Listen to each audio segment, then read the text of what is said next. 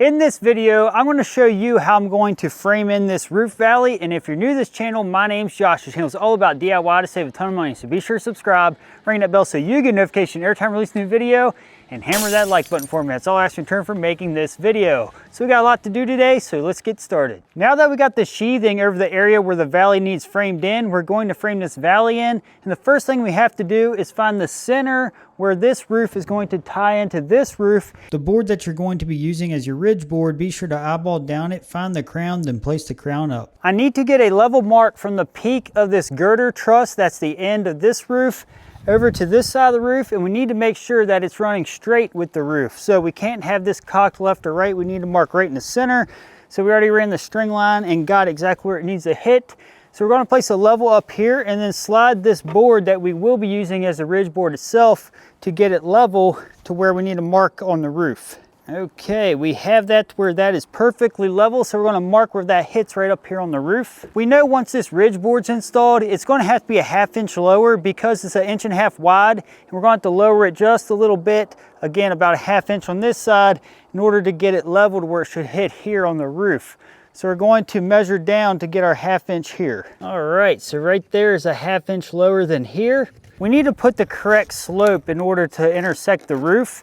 And we have a 4.5 pitch on this roof, which is a 4.5 12.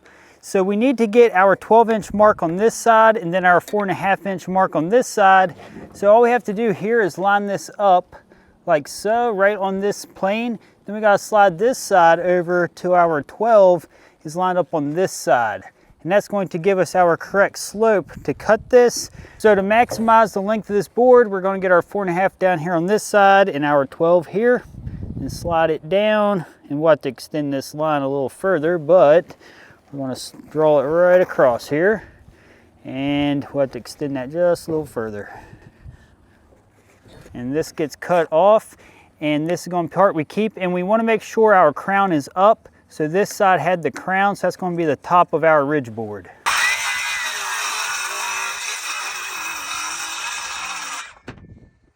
Now that this is cut, we're going to line it up on our mark. We now have this laid where it's going to hit, and from here we need to mark our length, which is going to be right here.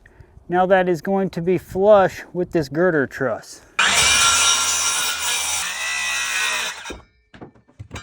Now that this is cut the length, we're going to lay it up where it goes.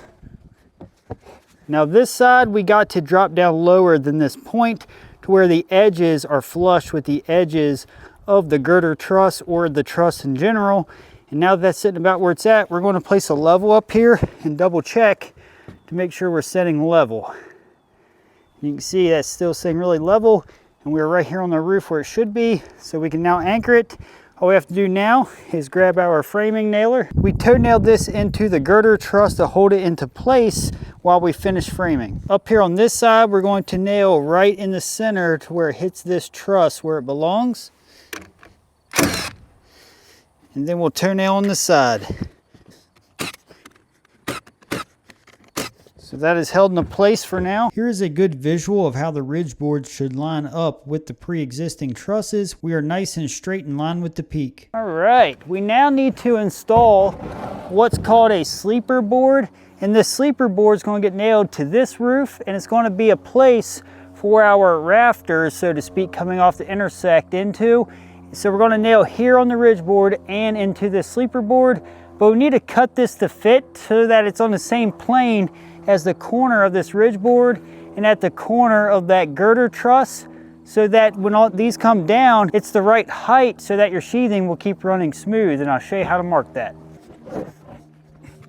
We're going to be using this 2x8 to make the sleeper board. We're just going to slide this up because this is the same thickness until it is flush with the top of this board. Looks like it's going to be about right here, and we're going to mark it right there. And we know that's going to be where our sleeper point's going to hit, and we're going to do the same down at the bottom. We're going to slide that over until it is flush. You can see it's going to be right here. So that's going to be the point for where the sleeper is going to hit here. And again, the same idea.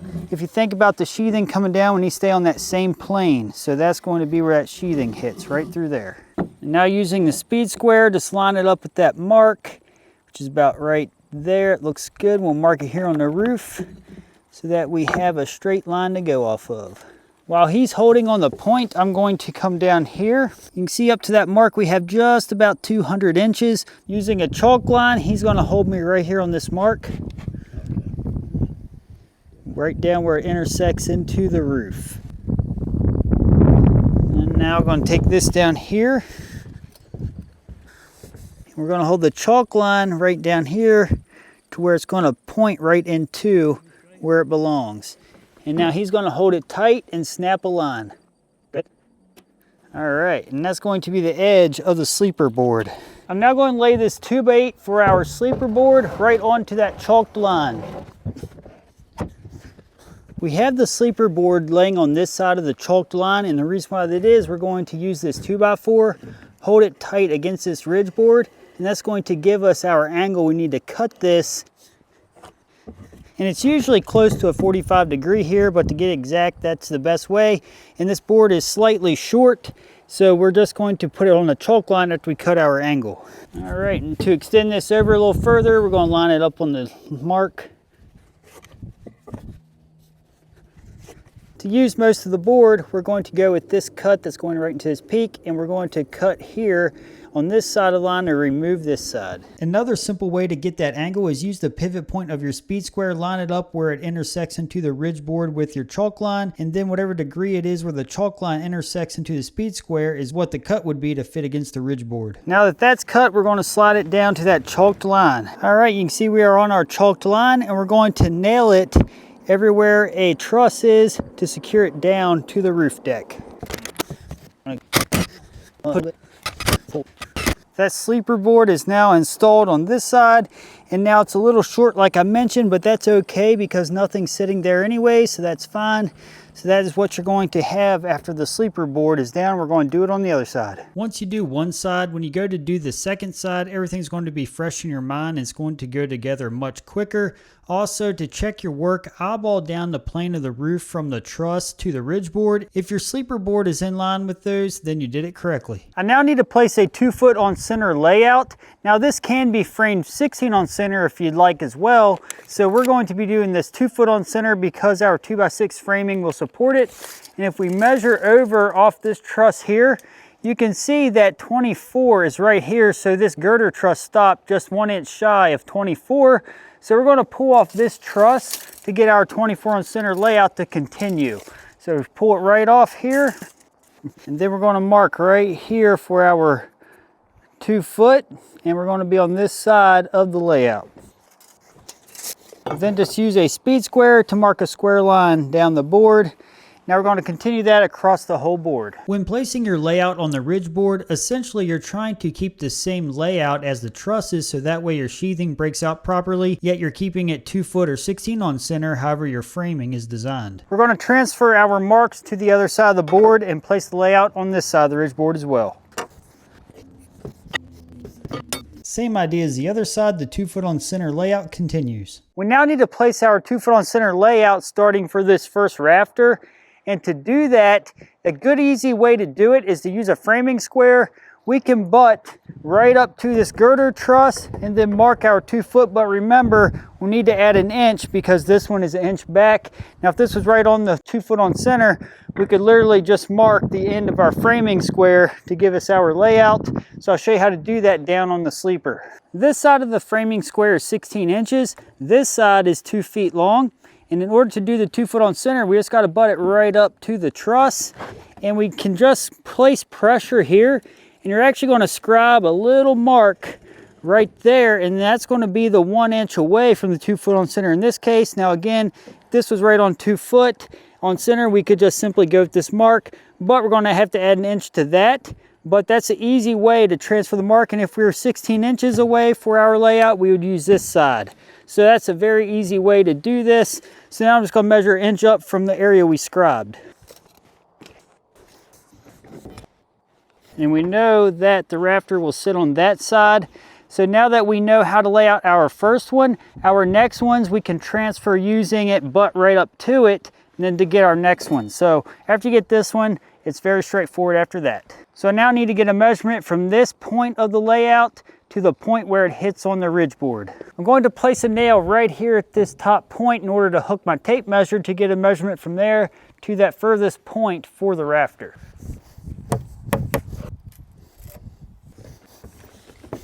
Our measurement to the long point is going to be 118 5/8. Before cutting this rafter, we need to determine the bevel that we need to place at the end where it intersects into the sleeper board. There's 3 easy methods to do that. The first one is very simple, to where you just use your speed square and place it right here up against where the ridge board intersects into the truss, which that's going to be a perfect 90-degree angle to where the top of the speed square is level. And then we just look down at the degree at the top of the roof line on the pre-existing truss, and that's going to give us about 20.5 degree angle for our bevel. Or we could also use a digital angle gauge, and this one's made by Klein. It works awesome. All we have to do is place it right on top of the truss, and it's going to tell us the exact angle without having to use any guesswork or using any method.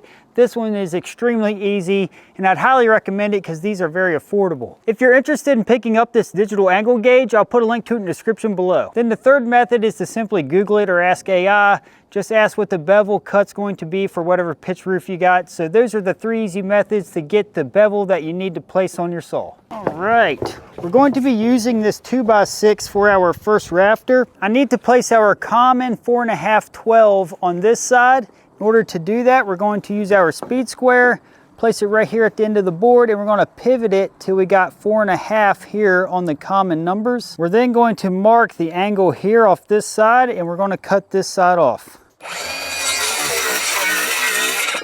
All right, we now need to pull off this point to mark our 118 5/8 for our long 4.5/12 pitch. So I'm going to flip this board around.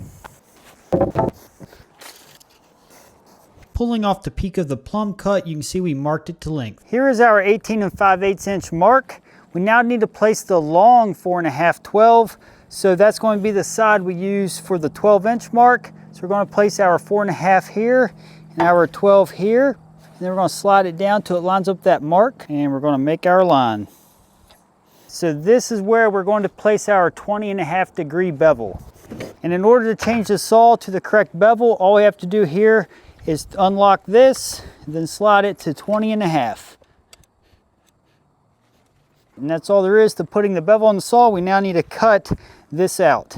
And definitely think about when you're cutting, because you either need to cut it from this direction or cut it from this direction, depending on how it's sitting on the roof.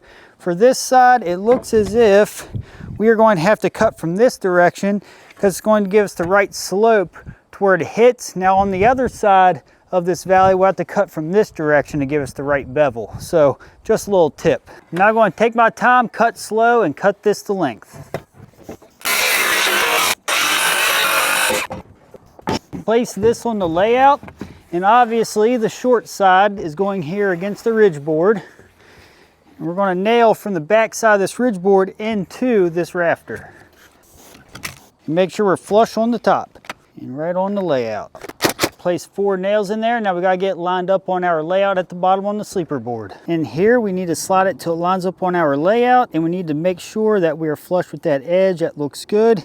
Now we're just going to nail in the top and down through the side to hold it into place.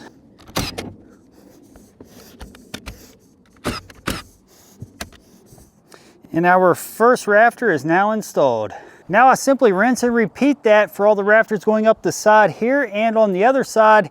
And again, this time when I use my framing square for our layout on the sleeper, we're going to go right off the rafter to continue the layout. So I'm going to finish the rest of this. When using the framing square right off the rafter, you can see we are now on the other side of the layout. So whenever we mark it, we must place our layout downhill because we need that longest point for the measurement. So in order to do that, we simply take the thinner side of the framing square. It happens to be 1.5 inches. All we would have to do is transcribe the mark downhill on the layout. Throughout this video, you will see that we are working on the roof. We have been in construction for many years and have much experience, and we are working on our own property here, but any roof work can be dangerous, and ultimately your safety is your responsibility.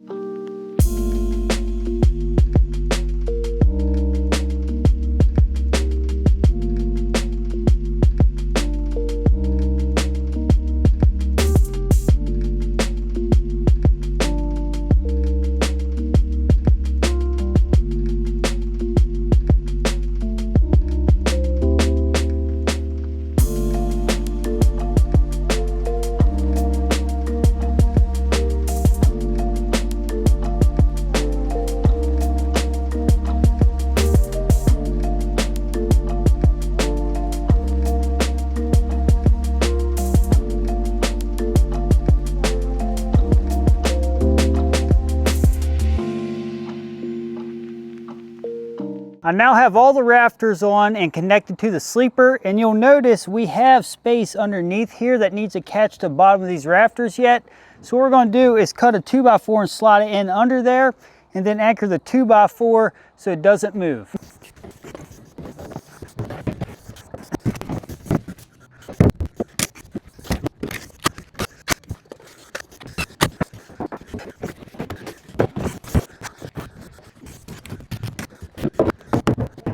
When you're building rafters, a good tip here is to use stair gauges and lock them on the framing square so that'll hold it at the right angle for you each time, so you don't have to reline it up each time. So that's a little tip's going to save you a lot of repetitive movement. So I'm going to lock it right here on the 4.5 12.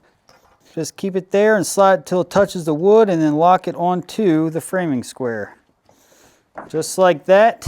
And you can see now we are locked on the 4.5 and on the 12. So when you stick it up here, we got our 12 and our 4.5. Again, you got to manipulate the gauge to set back in order to get your 12 here and the little bit here for the 4.5. So now, whenever we need to get our angle, we just stick it right there. We got our 4.5 long 12 each time. With the valley framing done, it's important to check your work. I'm going to eyeball down the plane of the truss and wherever they line up, and then it goes across the new framing. I want to make sure there's no high rafter or anything of that nature.